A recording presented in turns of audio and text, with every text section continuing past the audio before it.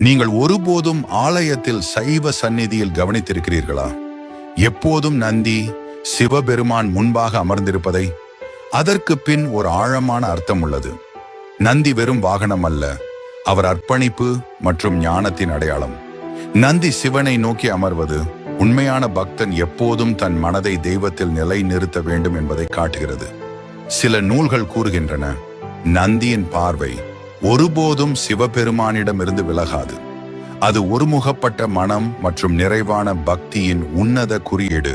நந்தி அமைதி, பொறுமை, மௌனம் ஆகியவற்றின் சின்னம். அவர் ஆன்மீக பாதையில் செல்லும் பக்தருக்கு மனம் அலைபாயாமல் இறைவனை மட்டுமே நோக்கு என்று கற்றுக் கொடுக்கிறார்.